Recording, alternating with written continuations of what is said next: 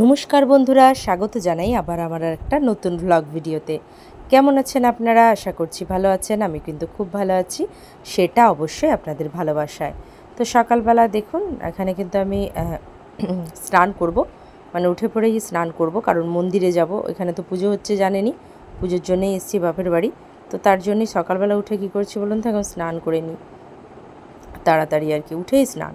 তো তার জন্য মুখে একটু ফেস প্যাক লাগিয়ে নিচ্ছি। তো এই ফেস প্যাকটা হচ্ছে অরিফ্লেমের একটা ফেস প্যাক। তো এটা মোটেই কিন্তু কোনো অ্যাডের জন্য না, আমি এমনিই লাগাচ্ছি।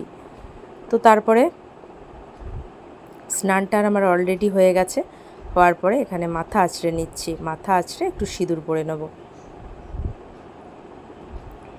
আজকে রোদের তাপ, পেছনটা দেখছেন, মানে ওই যে জানলাটা দিয়ে ঢুকছে আলোটা কীরকম। এখন কিন্তু 10টা বাজে, তারই মধ্যে যেন খাখা করছে চারিদিক। একটু তো বৃষ্টি হওয়ার নামই নেই, তার মধ্যে যেন কি গরম, কারেন্ট থাকে না, যেন অস্বস্তিকর কাণ্ড সব। আপনাদের ওখানে প্রচুর গরম পড়েছে? আমাদের এখানে তো প্রচুর গরম পড়েছে। তারপরে এখানে দেখুন, মায়ের এখানে রান্নার জোগাড় চলছে। এখানে মা বেগুন ভাজা, তারপরে কুমড়ো ভাজা আর পটল ভাজা সব কিছু করে রেখে দিয়েছে। তো এইসব হচ্ছে, হোক, আমি যাই একটু মাঠের দিক থেকে ঘুরে আসি। বাতাস দিচ্ছে ভালোই। আর ওই দিকে দেখুন, চোং দুটো দেখছেন, ওখান দিয়ে সব সময় গান বাজছে। তো ঠাকুমার ঘরে একটু ঢুকে পড়লাম, দেখি কাকিমা কী করছে। মায়েরটা তো দেখে এলাম, এবার কাকিমার কি রান্না হচ্ছে সেটা দেখি। কাকিমা এখানে আজকে রান্না করছে নিরামিষ, যেহেতু আমাদের এখানে পুজো হচ্ছে জানেনই, নিরামিষ। তো তার জন্য এখানে দেখুন কুঁদরি আলু ভাজছে আগে, এই যে। আর ঠাকুমার কাজ দেখুন, ওখানে পনিরকে টুকরো টুকরো, মানে ছোটো ছোটো ছোটো ছোটো ছোটো পিস করছে।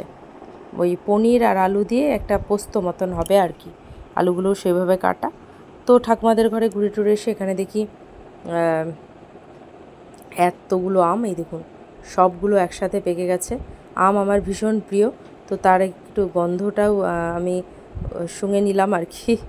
তারপরে বসে গেছি এখানে খেতে, খাওয়ার সময় হয়ে গেছে, বসে গেছি খেতে।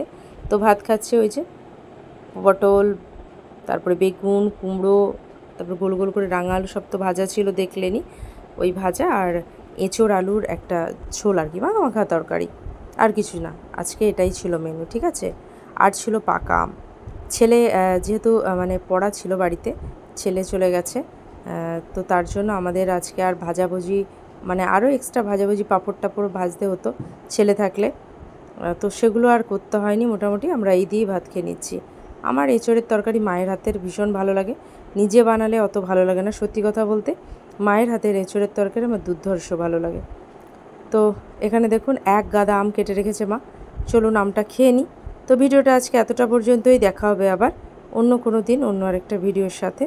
তো আমার চ্যানেলে যারা নতুন, অবশ্যই চ্যানেলটাকে ফলো দিয়ে দেবেন। আর হ্যাঁ, আমার ভিডিওগুলো যদি আপনাদের একটু হলেও ভালো লেগে থাকে, একটা লাইক আপনাদের কাছে তো আমি চাইতেই পারি। আর আপনারা অবশ্যই ভালো থাকবেন, সুস্থ থাকবেন। দেখা হবে আবার অন্য কোনো দিন অন্য আরেকটা ভিডিওর সাথে। আর লাস্টে একটা কথা বলে যাই, আমার মতো এরকম আম খেতে কে ভালোবাসেন, আমার আম খেয়ে দেখুন মুখে টুখে একদম কি অবস্থা। আপনারাও কে কে এইভাবে আম খান, অবশ্যই কমেন্টস করে জানাবেন। অপেক্ষায় রইলাম। টাটা।